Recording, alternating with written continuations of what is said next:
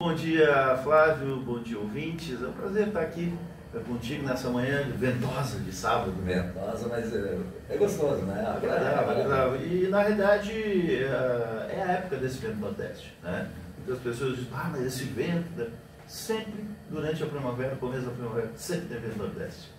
Sandro, o pessoal quer saber, conta um pouquinho da tua história, conta um pouquinho da onde como chegou no rádio, a história do teu pai. Já tu contou em off aí que começou tudo lá com o teu pai, né? É, isso aí, muito bem. Eu sou filho de radialista. Meu pai é o Érico Sal, ele já é falecido há 34 anos. Ele teve uma atuação muito importante dentro do Rádio Gaúcho, na Rádio Guaíba, na Rádio Gaúcho. Foi colega de grandes jornalistas e radialistas como o Lazier Martins, Armindo Antônio Ranzolin, Lauro Quadros, Milton Jung, aquele time de grandes radialistas que teve no Rio Grande do Sul. Alguns deles ainda estão entre nós, mas boa parte deles já partiram. Isso foi nos anos 70, 80 e no começo dos anos 90, onde o rádio, a Rádio Guaíba e posteriormente a Rádio Gaúcha, elas tinham uma força muito grande. O meu pai, ele foi plantão de estúdio, foi setorista do Grêmio Futebol Porto Alegrense, onde eu... Falou do meu time agora. Olha aí, onde eu passei boa parte da minha infância no Estádio Olímpico. O meu pai tem uma passagem muito interessante, que é muito falada no meio do rádio. Ele foi muito amigo do Tele Santana, quando o Tele Santana veio treinar o Grêmio em 1977 e acabou com aquela fase de 8 vitórias do Internacional no Campeonato Gaúcho. E o meu pai e o Tele fizeram uma grande amizade, e o meu pai todo ano ia fazer churrasco pro Tele aonde ele estivesse, né? Então tu conheceu o Tele também? Sim, sim. Na Copa de 82, quando o Brasil infelizmente perdeu para a Itália, depois da partida, a última partida de preparação, o Tele foi lá em casa e me deu uma camisa do Oscar, que era o zagueiro à época, né? Então, e essa passagem é muito lembrada, assim. Mas eu ingresso no rádio após o falecimento do meu pai, né? Até foi uma frustração dele, porque eu sempre vivia dentro da Rádio Guaíba, né? Quando pequeno, participava das jornadas esportivas, enfim, saía do colégio, ia para a rádio, ficava ali com todo aquele pessoal, e lá eu aprendi muito, né? Observando, ajudando no plantão de estúdio, porque o plantão de estúdio era feito com vários rádios Transglobes, que são os rádios grandes da Philco. Então cada pessoa tinha ali 5, 6, alguns eram filhos de radialistas, como por exemplo o Lazier Júnior, o Milton Jung Júnior, que hoje o Milton Jung está lá em São Paulo, o Lazier Júnior faleceu há pouco tempo. Então cada um ficava num estado, saía um gol e ia correndo para o estúdio para passar a informação. E o meu pai sempre teve o desejo que eu fosse radialista, mas por questões da história, né, em determinado momento eu virei surfista e passei pelo menos uns 20 anos viajando, surfando e pegando onda. Quando eu... No Rosa tu foi também? Sim, passei quase um ano lá, morando lá. Eu morei no Rosa, eu morei no Farol de Santa Marta, eu morei em Itapirubá, que é uma prainha do lado de Imbituba, muito legal, muito legal. Morei em Capão da Canoa também, fiz muitas viagens pelo Brasil, Saquarema, Rio de Janeiro, enfim. Foi um momento muito interessante e que, né, até hoje eu mantenho essa atividade. Agora, em 1994, logo depois que nasceu a minha filha, e meu pai tinha falecido há pouco tempo, eu tinha algumas curiosidades. E a única pessoa que poderia sanar essas minhas curiosidades era o Armindo Antônio Ranzolin, que foi um grande amigo do meu pai e colega dele. E quando meu pai ficou doente, ele teve um papel muito importante na nossa vida ali, naquele momento. E tanto ele quanto o Lazier Martins. Fui a Porto Alegre, entrei na Rádio Gaúcha, me sentei com o Ranzolin, perguntei as coisas que eu queria saber, ele me respondeu e me perguntou se eu estava trabalhando. Eu digo, não, Ranzolin, eu estou construindo uma casa e tal, nasceu minha filha, então, quer trabalhar no rádio? Eu digo, eu quero. Então vai ser o plantão de estúdio da rádio CBN Diário, que era a rádio, como a Rádio Gaúcha, lá em Florianópolis da RBS, né? Era a Rádio Diário da Manhã e se juntou com a CBN naquele momento. Eu nunca tinha trabalhado, mas eu sabia como funcionava. Eu sabia, eu conhecia o microfone, eu conhecia o sistema. E lá fui. Aí fiquei, comecei trabalhando lá, fiz produção de programas, também eu apresentava os programas e virei o plantão esportivo da Rádio CBN Diário. Acompanhava o Avaí, o Figueirense, Criciúma, Chapecoense, o Marcílio Dias de Itajaí, o Tubarão, o Inter de Lages, enfim. Saio de Florianópolis e venho aqui para Imbé, onde minha mãe morava, né? E trabalho 1 ano na Rádio Tramandaí, né? O Cecim me convidou, trabalhei 1 ano lá com o Iraçu Pinto, né? Fizemos uma bela jornada ali. Depois eu estive à frente da comunicação da Prefeitura de Imbé, com o prefeito Darcy Luciano Dias, que me convidou. Fizemos um excelente trabalho numa época diferente, que não tinha internet, não tinha telefone celular, não tinha Facebook, não tinha nada, era tudo redigindo no papel e entregando para os jornais papel por papel, né? Foi uma época interessante. E há 15 anos eu estou na Jovem Pan News Litoral, no convite do Paulo Notari, que é o diretor da rádio, e lá fizemos um trabalho de jornalismo, e a rádio é jornalismo puro, 24 horas, né? É claro, tem horário local e tem o horário que é da rede, que é a maior parte da rede Jovem Pan em São Paulo. E no nosso programa nós fizemos entrevistas diárias, inclusive você entrevistou há pouco o diretor acadêmico Jonas Seminotti da Universidade Campus Litoral. Ele também eventualmente traz as informações lá na nossa rádio. É mais ou menos essa a minha história. E eu agradeço muito ao Armindo Antônio Ranzolin, pai da Cristina. Pai da Cristina Ranzolin, que foi quem me pegou pelo braço, quem me deu a oportunidade e bancou uma pessoa que nunca tinha trabalhado, mas que tinha um conhecimento. Ele me viu piar, né? Dentro da rádio, correndo, brincando, ajudando, e eu passei pelo menos uns 5, 6, 7 anos da minha vida dentro da Rádio Guaíba, naquele período em que a Rádio Guaíba era talvez a melhor do Brasil, né? Com grandes narradores, grandes repórteres, enfim, e lá foi o meu berço, né? E depois disso eu levei essa jornada aí. Recebi alguns prêmios, né? Recebi 2 prêmios, aliás 2 prêmios muito importantes, que é o Prêmio Press, que é o maior prêmio de jornalismo do Rio Grande do Sul, né? Cobiçado por todos os jornalistas. Esse prêmio durou 23 anos, ele encerrou em 2022, eu recebi em 2021 como repórter de rádio do Rio Grande do Sul, o melhor repórter de rádio do Rio Grande do Sul, concorrendo com o pessoal da Rádio Guaíba, da Rádio Gaúcha, da Rádio Grenal, e no outro ano como jornalista do interior, né? Então, esses prêmios, eles mudaram um pouco o conceito que as pessoas têm da gente, né? E até porque do interior, esse prêmio de repórter de rádio do ano, nunca alguém do interior tinha ganho, né? É claro, teve pessoas que nasceram, que trabalharam no interior e foram para a capital e ganharam na capital, mas nunca um do interior ganhou esse prêmio. Fosse o primeiro. Eu fui o primeiro, né? E lá eu estava com o Gustavo Vitorino, com Cristina Ranzolin, com Magda Beatriz, enfim, com grandes jornalistas, e recebi por 2 anos seguidos esse prêmio. Depois também fui agraciado com um certificado dos 100 anos de rádio, onde 50 radialistas do Rio Grande do Sul receberam esse certificado da Associação Rio Grandense de Imprensa. E eu fui um deles, juntamente com João Carlos Belmonte, com Renato Martins, com Lauro Quadros, com Rui Carlos Osterman. Lauro, grande Lauro, ele está morando em Capão ainda, não? Não, ele mora em Porto Alegre, ele tem a sua residência em Capão da Canoa. O Lauro é uma figura sensacional, porque eu vou te contar uma história rápida. Naquela época que eu era piá, existia na Rádio Guaíba o Expressinho da Alegria.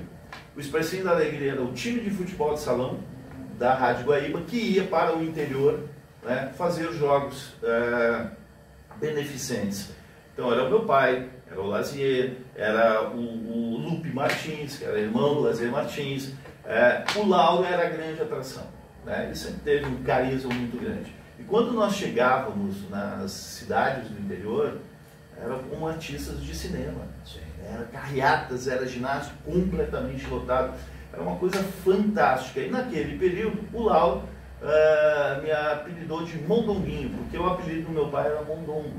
Meu pai era baixinho, gordinho, ele tinha 2 apelidos, o Bom Cabelo, que ele quase não tinha cabelo, e Mondongo. Né? E o Lauro me apelidou de Mondonguinho naquele período. Eu tenho uma amizade com eles, assim, muito carinho.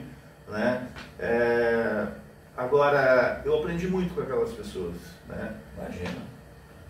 Muito observando. Né? Eu ficava no estúdio, o estúdio da Guaíba não tinha jingle como hoje. As propagandas eram todas lidas pelos locutores, né? Sempre tinha 2 locutores, né? E quando trocava os programas, era um rádio diferente, era um rádio maravilhoso, todos com grandes vozes, né? Hoje a questão da voz ela não é mais tão observada no rádio, né? Tanto que eu estou aqui. E eu também, né? Vale mais, eu acho, que a desinibição, a descontração, o que a gente conhece, enfim. Aqueles grandes locutores de vozes empossadas, eles começam a ser um pouco mais raros. Né? Mas o rádio é um meio de comunicação e nós tivemos o dia 25 de setembro, foi o dia do rádio, em memória a Roquete Pinto. Né? Eu ia falar isso agora, eu vou aqui, abrir aqui o Roquete Pinto, ele foi o fundador da primeira rádio do Brasil, a Rádio Sociedade do Rio de Janeiro, que hoje é a Rádio MEC. Né? Então ele tinha a intenção de difundir cultura e educação. Né? Por isso o Dia Nacional do Rádio, em memória ao Roquete Pinto. Olha só, essa parte. E Pinto é sobrenome dos meus filhos. Muito por bem. Parte de mãe. Por parte de não mãe. é do pai. Brincadeirinha à parte. Vamos, Sandro, maravilhosas, histórias lindas e maravilhosas do Sandro. Tem mais coisa para falar. Ela sempre vivi boa parte, assim como dentro da Rádio Guaíba, dentro do Estádio Olímpico. Né? Diariamente eu saía do colégio, almoçava lá e passava a tarde toda acompanhando o treinamento com os jogadores. Na época era Éder. Grande Éder. Sim, mas basicamente ali 77, 78, né, com o Tele Santana, que teve uma amizade muito grande com meu pai, o Anchieta, Bolívar, que era o lateral direito, que era o pai desse Bolívar do Inter, né, e tantos outros, o Zequinha. Me lembro quando o Zequinha chegou para o Grêmio, o Zequinha fez 3 gols no Grenal na quarta-feira. Eu me lembro, quarta-feira à noite. Nós só perdemos aquele Grenal, não nos classificamos por causa do gol do Falcão. Foi 3-1. E assim, quando o Zequinha chegou, eu ganhei camisa. Eu ganhava camisa dos jogadores, eu sempre tive várias camisas de vários clubes. E passava o dia com os jogadores. Porque naquela época, na realidade, havia uma relação muito intensa entre o setorista e os jogadores. Eles eram amigos. Hoje, a pessoa, o repórter que vai cobrir Grêmio, Inter ou outros clubes, eles não têm nem acesso ao jogador.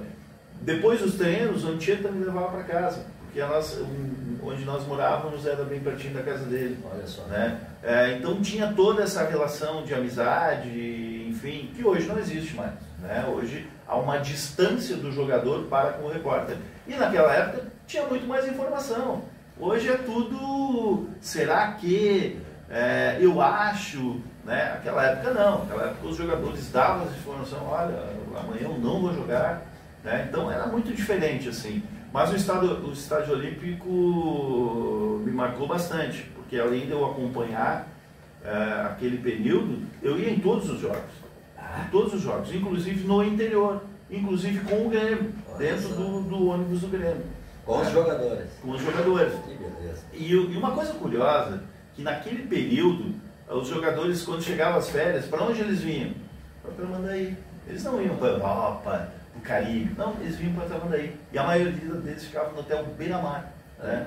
Que recebeu praticamente todos os jogadores. Eu me lembro quando o Éder chegou, foi uma festa naquele hotel, assim, mulherada e tal. E sempre no final de tarde tinha uma peladinha no campo que existe até hoje. Sim, ali, lá atrás. lá atrás, era Falcão, Schneider, Beto Fuscão. Beto Fuscão. Então eles eu viam... não gostava muito do Beto Fuscão, vou ser bem sincero. O entregador, Beto Fuscão, vou contar uma historinha pra ti.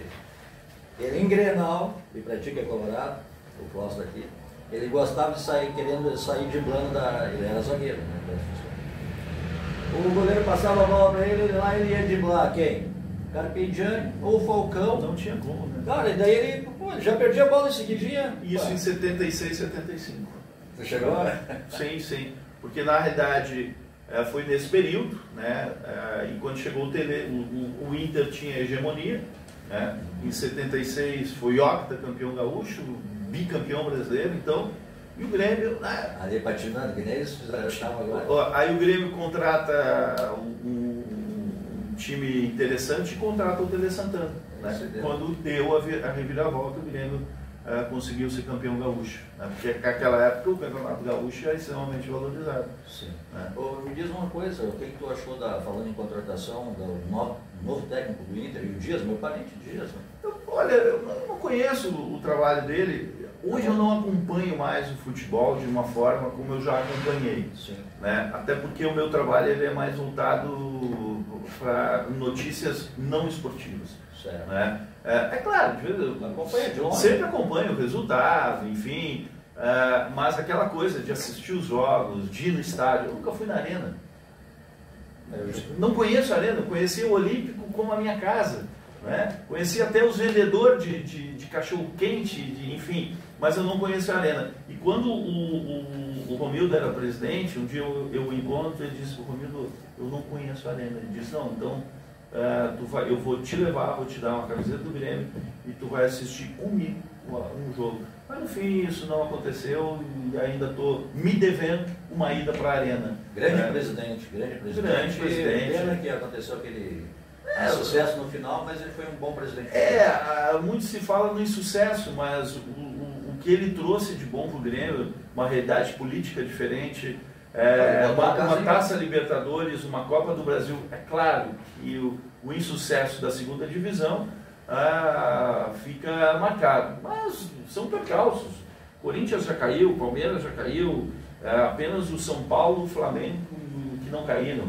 Então cair para a segunda divisão hoje Qual é o teu prognóstico aí para o Juvenal? Juventude que deve sair da... O Juventude sempre tem um aspecto favorável contra o Internacional, né? Mas agora o Internacional ganha um ânimo com esse novo técnico. Isso aí. E o Grêmio joga também, né? O Grêmio pega o Vitória. Eu acredito numa vitória sobre o Vitória. Né? Porque o Grêmio, olha, ele tem tido uma dificuldade nas contratações e não formou um grupo realmente de confiança. Né? Até tem alguns nomes interessantes, mas as últimas contratações do Grêmio, com raras exceções, foram de jogadores medianos para baixo. Né? Agora, né, com o William, com o Arthur, né, uma outra peça, parece que dá uma engrenagem diferente. Diferente. Esse William aí é muito bom. Né? Eu tenho uma cabeça. Porque nós fomos comprando jogadores, comprando 3, 4 atacantes e nenhum deles resolveu. É tudo de seleção. Né? E outra coisa, os bons que foram se machucando. Nós temos 3, 4 que vão ficar o ano inteiro fora. Né? Goleiro também, desde que saiu o Marcelo Groi, a gente não achou um goleiro eficiente. Né? Esse Volpe é bastante contestado, tem feito algumas atuações interessantes, mas é contestado. Mas vamos ver. Né? Acredito que já... Mas melhor que aquele mão de alface do Marquezinho.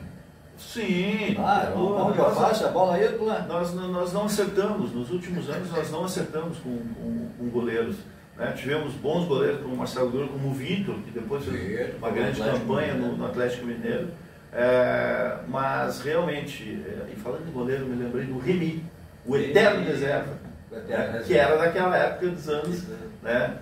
Mas enfim, olha, torço para que a gente abocanhe ali talvez até uma Libertadores, ganhando 3, 4 partidas, nós estamos na área lá, né? Porque o Brasil tem, conforme o andamento, Copa do Brasil e Libertadores, se o Brasil ganhar a Libertadores, abre mais um no Campeonato Brasileiro e na Copa do Brasil também. 7 ou 8, parece. São 7. Né? Então, há essa possibilidade. Basta, né, algumas vitórias a mais. Ganhando Vitória agora já vai a 31 pontos, já se afasta bem daquela zona, que o Vitória está, ele é o primeiro. Deixa ele lá. Né? Então... Aí o insucesso do Vitória vai ajudar, se o Juventude ganhar o Juvenal, é capaz... porque o Juventude está numa situação crítica. Né? Mas ganhou umas 2, 3, ele também quase pegou um arzinho, só perdeu essa partida para o Botafogo em casa. Um gol. Sim. Agora, é um campeonato equilibrado em termos, porque nós temos 3 times, 4 times que despontaram, que é o Flamengo, o Palmeiras, o São Paulo também está bem, enfim, Botafogo, até o Marisol, né? Bom, mas só olha só. Às vezes surgem umas ovelhas negras, assim, né? Já tivemos Bragantino, já tivemos... teve um outro paulista, não me recordo agora o time, que depois ele foi para a Libertadores, mas enfim, às vezes aparece uma maçãzinha ali. São Caetano. São Caetano, exatamente. São Caetano foi vice... foi campeão da Sul-Americana, foi vice da Libertadores. Tá? Não, e eu vim aqui jogando com o Grêmio e ganhava. São Caetano teve bons momentos. Né? Mandar um abraço lá, Sandro. O Tony Alves, lá, conhece o Tony? Da Metropolitana? Ele falou agora há pouco conosco aqui. Grande Tony também no dia do rádio aí, quer dizer que foi dia 25. Foi dia 25. Trouxemos aí o Tony também via telefone. E agora o nosso grande Sandro Sauer, da Jovem Pan News. Sabe que falar de rádio sempre é bom, porque assim, ó, o radialista, ele tem uma missão, uma missão muito difícil, não é só abrir o microfone e sair falando, você tem que falar as coisas que o povo quer ouvir de uma forma concreta, de uma forma com responsabilidade, com muita responsabilidade, né? E nós somos íntimos das pessoas, na realidade. Por que nós somos íntimos? Porque nós estamos dentro do carro, nós estamos na cozinha, nós estamos na sala. Né? Muitas vezes somos a única companhia de pessoas. Né? E o rádio, ele nunca perdeu a sua força. Né? Muitos falavam na época da televisão, hoje a internet, mas o rádio... O que eu percebo é que o rádio ele ganha muita força com a internet, porque o rádio tu ouviu. Certo? Com a internet, ele permanece, né? Porque tu pode ali, por exemplo, no site da Jovem Pan News Litoral, nós temos os áudios e hoje as imagens, né? Então ela fica ali, né? Então foi um casamento bem interessante que o rádio teve com a internet. E outra coisa, expandiu, né? Eu tenho ouvintes diários em Portugal, eu tenho ouvintes diários em Porto Alegre, em outros municípios. Né? Pessoas que deixaram o litoral e que nos escutam pela internet. Né? Isso é fantástico. Outro dia, um amigo nosso viajou para os Estados Unidos e daqui a pouco todo o programa... Estou acompanhando o programa aqui direto de Miami. Pô, que interessante. Então... Isso vai levar o ego da gente, né? É muito legal, até porque tu leva informações. No meu caso, por exemplo, eu trabalho com notícias, com serviço, com entrevistas, né? E eu fico muito contente quando eu recebo um feedback positivo, né? Em relação ao que eu explanei, ou a quem eu entrevistei. Né? Cara, cada locutor, cada radialista tem o seu estilo. Alguns são mais agressivos, outros são menos, outros são mais descontraídos, nem eu sigo uma linha assim bem... um pouco séria demais, às vezes. Já está há bastante tempo no rádio. Eu levo bem a sério a informação, sabe por quê? Porque eu só passo a informação. A opinião sobre a informação eu deixo para outro tipo de... É o meu caso. Porque tem gente que quer dar opinião. Sim, é o meu caso. Por isso que no futebol tem o narrador e tem os comentaristas. Hoje, exclusivamente tirando o Galvão Bueno, que ele narra e faz o comentário. Hoje, a Jovem Pan, lá em São Paulo, ela tem as características do comentarista. Né? Então, ela tem o âncora, que fala a notícia e os comentaristas comentam. Essa foi uma mudança que teve no rádio, que não tinha assim, na área de notícia. Mas né? Isso aí deixa o cara mais tranquilo, né? Porque exclusivamente... Sim. Eu sou muito entrevistador. Né? Eu faço entrevistas. Meus programas são de entrevistas. Né? E por mim já passaram milhares de pessoas. Somente nesses 14 anos que eu estou na Jovem Pan News Litoral, eu entrevisto no mínimo 3 pessoas por dia. Né? No mínimo. Às vezes por dia? Por dia.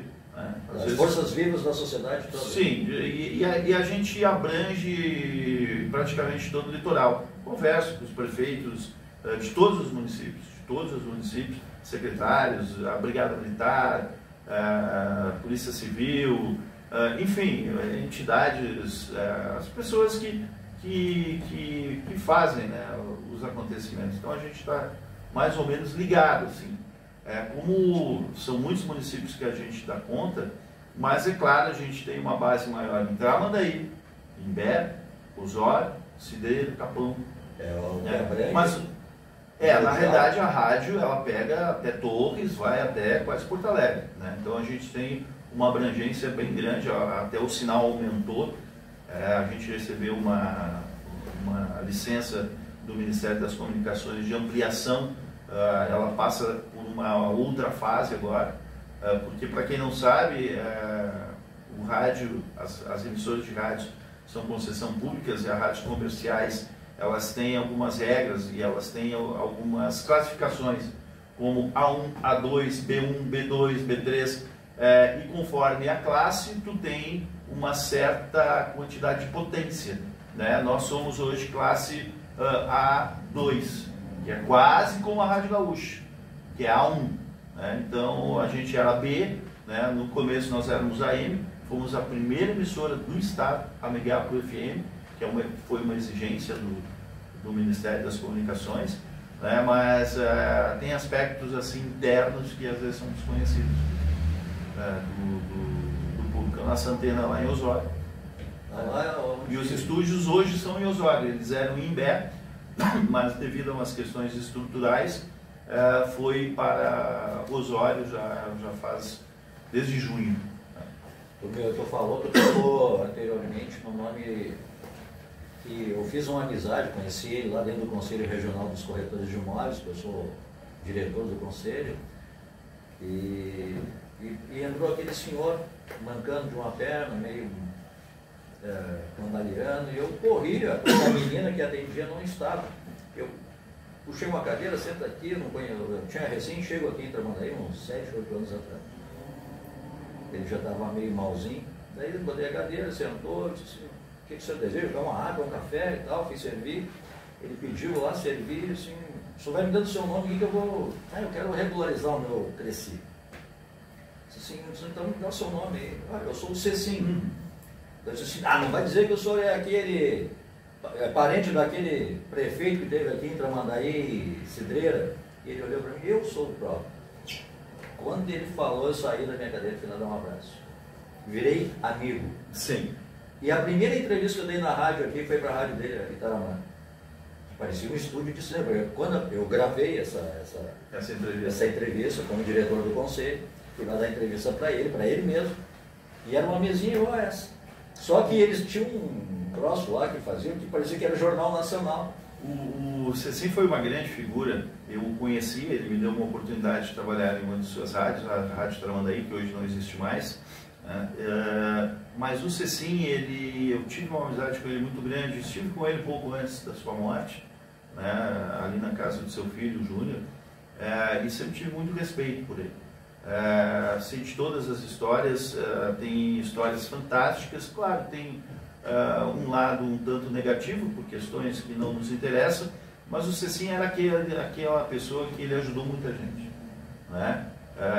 Ele ajudou principalmente o povo, né? Ele era um visionário.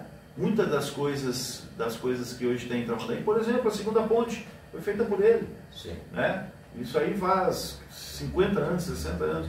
Avenida Fernandes Bastos, o ginásio Gigantinho, a própria prefeitura, prédios que ainda estão operantes, com exceção do Gigantinho, mas o Gigantinho teve momentos de um apogeu incrível, grandes shows, em Mato Grosso, Roberto Carlos. Jogos da seleção de futsal. Eu e o Iraçu, quando trabalhávamos na Rádio Tramandaí, transmitimos o jogo da seleção brasileira de vôlei também.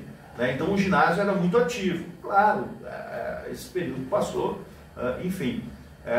Mas o Cecim foi uma figura emblemática, né? Ele teve seus problemas com a justiça, né? Ele era odiado por uns, amado por outros.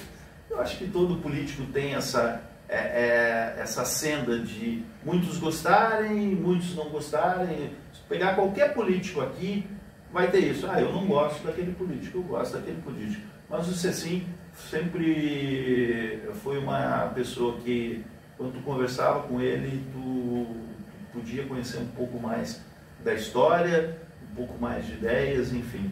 Né? Já está lá em cima nos abençoando. Eu tenho boas passagens com você, sempre fiz uma amizade e aquilo que tu falou, eu tenho respeito pela história dele. E o senhor tu falou uma coisa muito bacana. Tem uns que não gostam, tem uns que gostam. Sim, isso é normal. Ele fez coisas maravilhosas e quem mais gostava dele era o povo. Sim. Não, ele fez aquele bairro litoral. Na época tinha a questão do leite, né? Tinha essa vaca que dava leite, enfim, a vaca mecânica do leite, foi muito famoso. Ele foi prefeito em 2 municípios, né? Claro, teve outros, né? O João Carlos Vender foi Tramandaí em Imbé também. Mas, enfim, foi uma pessoa emblemática que deixou a sua marca aí na história do Litoral Norte. Verdade. Grande amigo. Assim como outros. Eu acompanho a vida política aqui da região há bastante tempo. Né? E vejo grandes políticos. Né? Nós tivemos políticos emblemáticos, o próprio Eliseu Padilha, que alçou voos grandes. Né? Ele era ele tinha muitos conflitos com o Cecim. Né? Ali foi uma dupla que teve uma rixa muito grande. Né? O Cecim teve os seus problemas naquele período e o Eliseu Padilha alcançou voos maiores, como foi deputado estadual, deputado federal, foi ministro na época do Fernando Henrique Cardoso, foi ministro dos Transportes. Bastante tempo, né? Exatamente. Depois foi ministro da Casa Civil, enfim. Né? Outros políticos, prefeitos que passaram por aqui, como aqui no caso de Tramandaí, o Rapac, o Anderson, o Osmani, que teve um papel muito importante, em Imbé, grandes prefeitos também, como o próprio Vender, que foi prefeito de Canela. Na verdade, o Vender foi prefeito de Canela aos 18 anos, depois ele foi prefeito em Tramandaí e prefeito eleito de Imbé. Em Tramandaí ele foi colocado no cargo, porque Tramandaí, em determinado período da história, os prefeitos não eram eleitos, eram indicados por ser uma zona de segurança nacional. Né? E o Cecim, uma vez foi indicado, outra vez foi no voto. E lá em Cideira foi no voto também. Então, tem muitas histórias interessantes, tem muitos políticos bons. Eu conheci o Vender, eu acho, quando cheguei aqui. Eu acho que eu fui numa festa num condomínio, lá no Marina. Sim, ao lado do Marina. Sim. Eu conheci o Vender lá. O Vender é um cara sensacional. O Vender é uma figura ímpar. Ele tinha uma dimensão e um olhar principalmente voltado para o turismo. Por exemplo, quando ele foi para Imbé, né? Imbé virou a cidade da moda. Imbé era a praia da moda. Imbé teve um movimento incrível que hoje não tem mais. Né? Que teve na época dele. Ele fez o calçadão, o advento dos quiosques ali no Guia Corrente é dele. Né? Esse método ninguém tira. E aqui em Tramandaí, ele criou o Tramandaí 4 estações. Né? Inclusive lá no Imbé, que está caindo, e aí eu faço uma ressalva a todos os que passaram, tinha ali um equipamento bem na ponta da barra, né? Que é um obelisco, que dizia Tramandaí 4 estações. Né? E esse obelisco está caindo lá, ninguém mais sabe o que é aquilo, que deveria ser reformado. É claro, era na época de Tramandaí, por isso... Era da Praça do Boto ali? Não, na Ponta da Barra. Na Barra, lá na areia. Na Barra, na areia, lá em Bé. Porque Imbé pertencia a Tramandaí quando ele foi prefeito. Ah, certo. Imbé pertencia a Tramandaí. Depois Imbé se emancipou e ele foi o primeiro prefeito de Imbé. E está lá, monumento, que poderia ser uma coisa bonita, está lá, virado em ferro, enfim. Mas o Wender é uma pessoa, ele sempre foi muito agregador, ele sempre foi muito amigo do funcionário, né? Assim como o Cecinho também. Sim, então, são políticos importantes que o Wender, o encontro seguidamente, é muito no mercado hoje em dia, né? A gente se abraça, enfim, ele é muito amigo da minha esposa, Maria Goretti. Um abraço lá para Maria. A Maria Goretti Quartzo é fantástica também, ela trabalhou aqui com o Cecinho, com o Padilha, na prefeitura, boa parte do cadastro imobiliário, enfim, ela tem responsabilidade, foi secretária por muitos anos lá no município de Imbé, secretária da Fazenda. Hoje já é aposentado da casa. Que legal. Minha pergunta, tu que está na rádio há bastante tempo, essa primeira entrevista que eu dei para o Cecinho foi muito interessante, porque depois eu fui olhar, eu achei que ia aparecer aquela mesinha de escritório, igual essa aqui, menor um pouquinho. E quando eu me vi lá eu estava na Rede Globo, era eu no Jornal Nacional, parecia o William Bonner. Era um aparelho que transformava, eles tinham um pano verde atrás. Sim. E aquilo parecia uma bancada do Jornal Nacional, era eu e o Cecinho atrás do... Eu não sei que aparelho é aquele que transforma isso, eu vou até procurar saber nas redes sociais o que é. Não, na realidade, o pano verde chama Chroma Key, que é uma situação em que tu pode colocar atrás dele qualquer tipo de imagem, mas ele tem que ser verde. Se não for verde, né, tu não consegue através... Sim, o Chroma Key todo ele é verde. Muitas vezes tu vê o fundo de algum programa de TV, o fundo é Chroma Key, ele é verde. Mas pela tonalidade da cor, tu pode colocar, se tu botar um fundo azul, tu não consegue colocar outra imagem, tem que ser verde.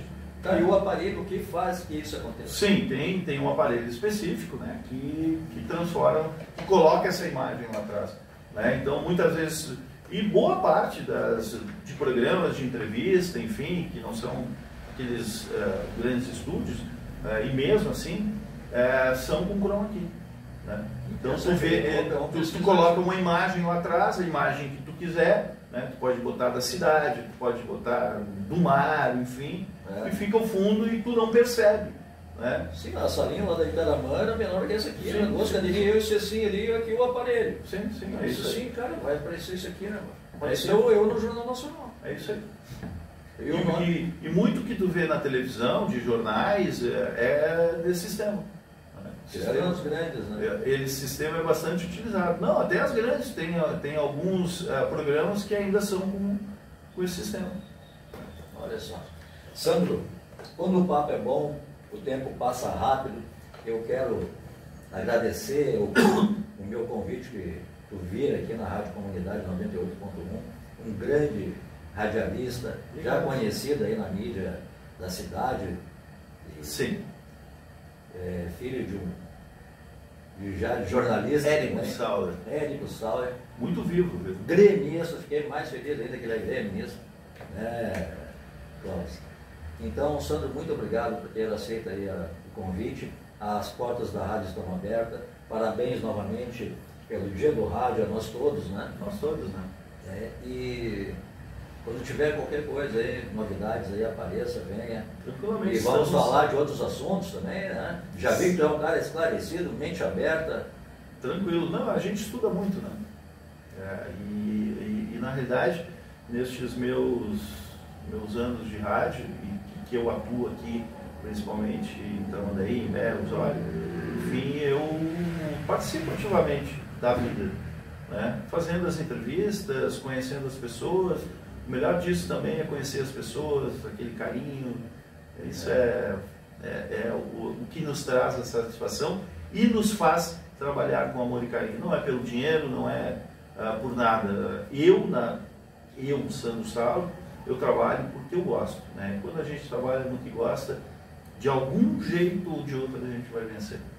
E tem uma coisa que eu gosto muito, cada vez que eu encontro o Sandro aí na rua, ou nos eventos, sempre aquele abraço carinhoso, aquele sorriso agradável. passa essa harmonia pra gente, uma coisa que nem tu é otimista, tem um cara aqui. Sim. Aquela coisa bacana que a gente não veio aqui. Eu, quando cheguei aqui, fiquei meio apavorado com o pessoal daqui, eles são meio durões, não? Bom dia! Hã? Parece que eram. Sabe, Fábio, eu acho que a gente. Desculpa. A gente deve ser otimista. Né? Nós vivemos hoje numa sociedade que está em transformação, as pessoas estão cada vez mais fechadas, cada vez mais dentro da sua residência, dentro do seu smartphone, e as relações elas devem ser efetivadas de uma forma com que o nosso calor seja transmitido para as outras pessoas. E isso está se extinguindo. Né? Eu mesmo, por exemplo, até um tempo atrás, eu ia em todos os lugares, todos os eventos. Hoje eu já sou mais seletista, né? Até por conta das minhas atividades. Mas eu acho que nós devemos estar abertos mais ao abraço, ao carinho, ao bom dia.